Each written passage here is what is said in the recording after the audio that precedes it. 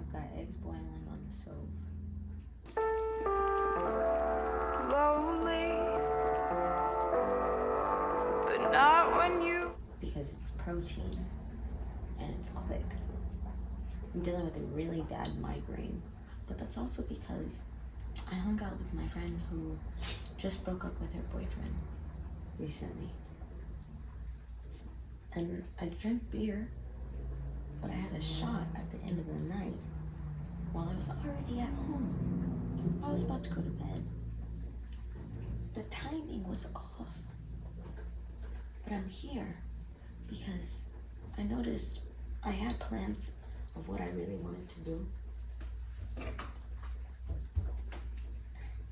And instead of getting upset at myself and being like, oh, you should, I had to recognize, not even recognize, it was just like, I had to sit with myself and be like, Imani, this is what you experience. There's nothing wrong with experiencing that, but you also have to, consequences of our actions.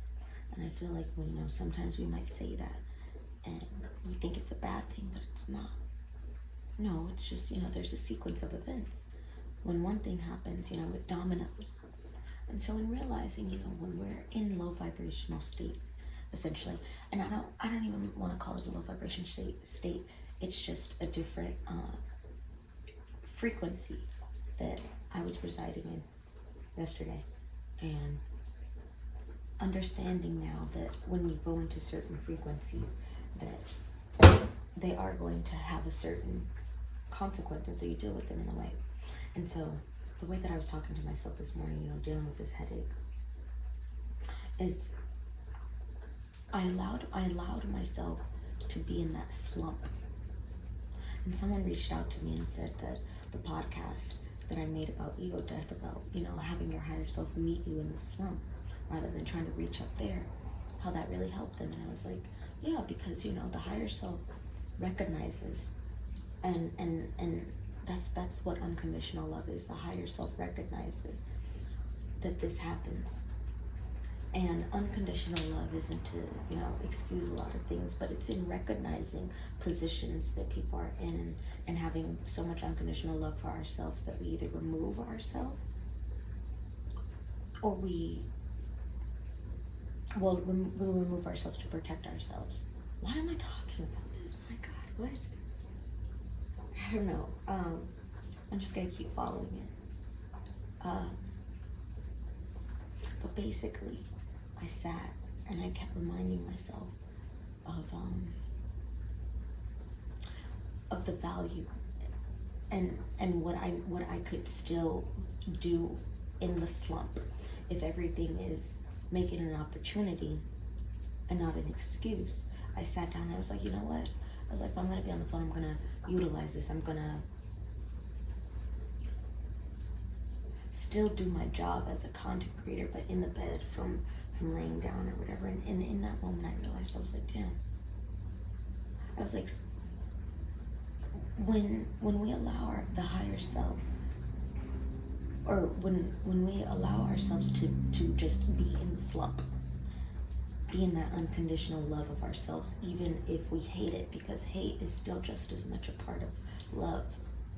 Because to hate something still means that you have to recognize the polar opposite of it. You just chose a different part of consciousness. Oh my God, I'm trying to make sense of this and why I started off with this. I think maybe because I've been seeing a lot of videos of people being like, I'm not unlovable, or I'm not hard to love, or I am hard to love, but it's not me that's hard, it's love. Love itself is hard to love. When I talk about finding the value in things, and so I'm talking about, not drinking, I'm talking about me being in a slump and not being able to reach, the goals that I had set for myself. Expectation, though, killer.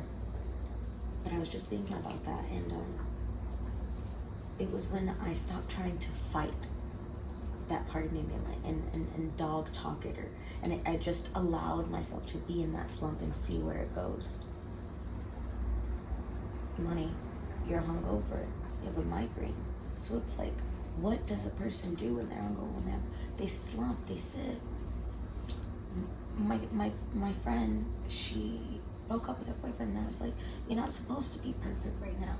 But the opportunity in that, it's almost as if we can't have the, I guess that's the unconditional love part, the unconditional love for ourselves in those ugly moments, because at the end of the day, the ugly moment still is love. The hatred or whatever still technically is love, because love is the source of all. That's what I believe.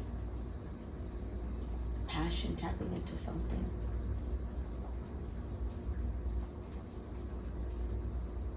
I say that also, I used to say all the time, not all the time, but love is the source of all.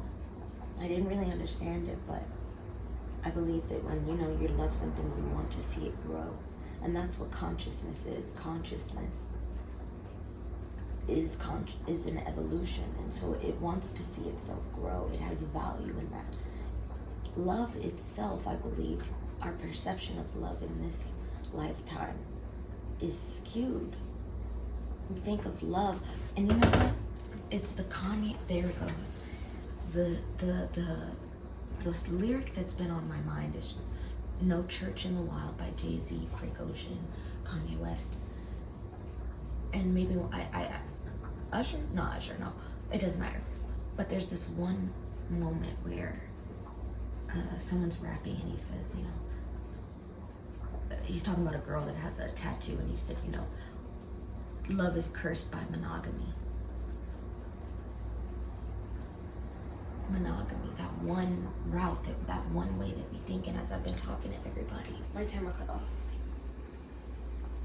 But it's perfect, because I was going to get into the juicy part anyway. Just let me finish my boiled eggs. My Nana taught me to know that an egg is done. If it rolls, it's done. If not, this one did two. So it's not. And then you get some ice in a bowl, and put some water, or put it in a bag. I'm about to put it in a bag. And that stops the heating process immediately, and it basically shocks the entire egg, and it makes the shell super easy to peel. But basically, it'll be cold, so it's shocking the egg.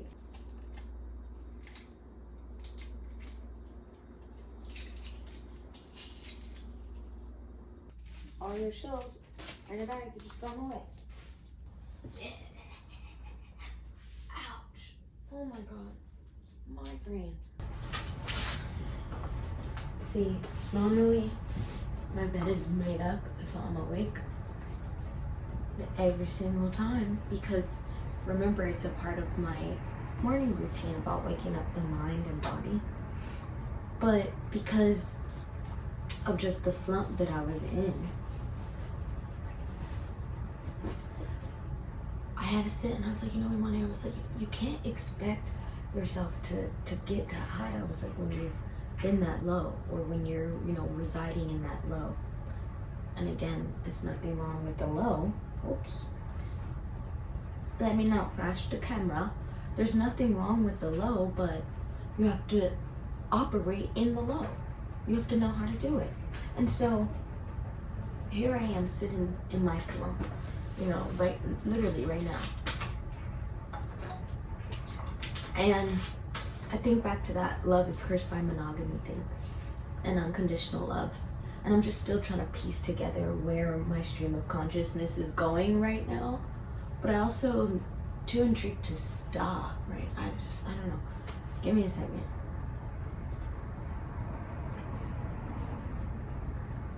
This was a good idea in mind. And I wasn't even gonna get up. I had to talk to myself, and I was like, I can keep making decisions, or what am I trying to say? Oh my god. I'm genuinely surprised that I'm able to even talk right now, but as Pharrell Williams says, if you feel something, put it down. And once you finish putting it down, that's it. You move on. So it seems as though what I'm just trying to say is that consciousness and unconditional love, and love being the source, is that in those moments of slump, when you're down bad for some boiled eggs because you are hungover and you're dealing with a migraine, love that part, even though it's also this part that some people, I don't hate it, but seemingly some people would look and be like, wow, you shouldn't be that way, or blah blah blah. But I am. Consciousness is, being is. Hate, what I was going to explain, hate is still a form of love. Hate is still within this consciousness as a whole. Oh my God. Because if we say that consciousness is love, this different idea of love, which is just this energy, but consciousness is dualistic, so then the duality of love is hate, or so it's love and hate. But I think of just the devil and God, just how duality itself is dualistic. There's always going to be this anti-energy, this equal to opposite mass. And then we start, it's the same thing of getting into dark matter. For every mass in this material world, there is an equal to opposite mass, or whatever. Antiparticles.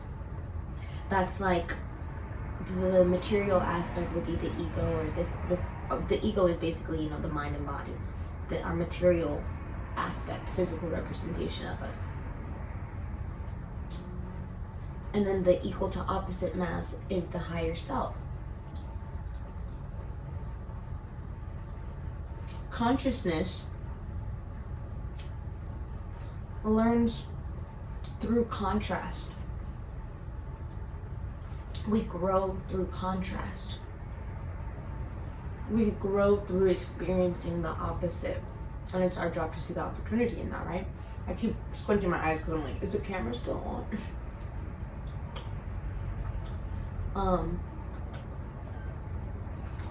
I'm getting to it, and then I'm almost done. But basically, consciousness is all about growth. And in order to grow, you have to have that duality. But consciousness itself is what I'm trying to say is, it is this ever expanding thing.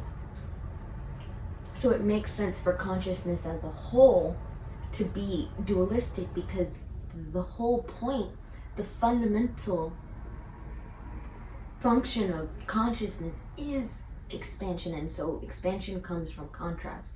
And so I'm just thinking it's just like in, oh my God, Imani, come on. So consciousness as a whole is this dualistic aspect, because the dualistic aspect is the contrast needed in order to continue to grow as a whole. And I keep in my head, I'm imagining a cell differentiation, but what cell differentiation is, like stem cell research. If you read my book, my first book, The Mind of Imani, the Angel Number book, I talked about cell differentiation and how it depends on, the cell becomes something different depending on its experiences that it's gone through, because it's experiences that it's gone through. And so when it comes to through its experiences that it's gone through, in order for it to mature into more of itself. But to know more of yourself, you have to experience the contrast. And so I'm thinking, when we get down in the dumps, in moments like this where seemingly, I could hate the Imani how I was in the morning. I don't, but just giving you a view, I'm here sitting, hating the world, not saying if it's not hating the world, but if you don't have a hangover, but maybe, struggling with depression or anxiety or something like that. It's also that, and this is the part, it's when I think that's why that self-love and that love, we have to show ourselves that unconditional love, because to do that, to pay attention to that part of ourselves, is to pay attention to yourself as a whole. And so that then is you now experiencing the contrast of yourself in order for you to understand yourself. But if we're constantly just trying to bypass that part of ourselves and just kind of, you know, bypass the anxiety, bypass the depression, because it's like, you know, the world is telling us that we don't need to live, whoa, words are just coming. The world is telling us that we don't need to be that way, that we need to be a certain all the time. No. And this is something, you know, I've also been doing, and I believe it's because I'm a Taurus and a Taurus Mark, but I'm truly an evolved Taurus now. I'm still learning, I'm still healing, but an evolved Taurus, because people meet me and they're like, you're a Taurus? Yeah. Oh, I thought Tauruses were selfish. No. Okay, but it's because I've gone through so many contrasts that I learned about myself. That's why unconditional love is, it's unconditional. Love is the source of all. It's unconditional existing. Oh my God. Hold on. I don't want this video to be too long, so I just want to say that aha moment, that was something else. Unconditional love is unconditional being, because love itself has this dualistic aspect. So we can't say unconditional love, because then it would be unconditional love and hate. You have to understand that, you know, that is the dualistic aspect of the whole. And so to have anything be unconditional,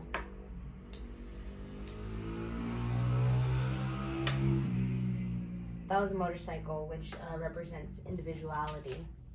So to have anything be unconditional, you have to respect the individuality of it, which is essentially the whole. The individual is a dualistic aspect, so you have to accept both the light and the dark, the good and the bad. There's no inherent good or bad. Things just are, because it that's actually really fucking crazy. I cannot. Wow, I gotta do something with it. Wow, I would love for a bunch of people to see this, because God, this really is my career. I'm just in it to win it. And you see me stocking these dominoes right now, like, this is just, you know, I guess this is the same thing as, like, I used to play Sudoku when I was little. It's just a kind of like a mental mind game to keep the stream of consciousness going. I'm not doing it for the video or anything, but sometimes just throughout the day, especially now, you know, like I said, Taurus sun, living that peaceful life. But your son's, I could go knee deep. We're done. Bye.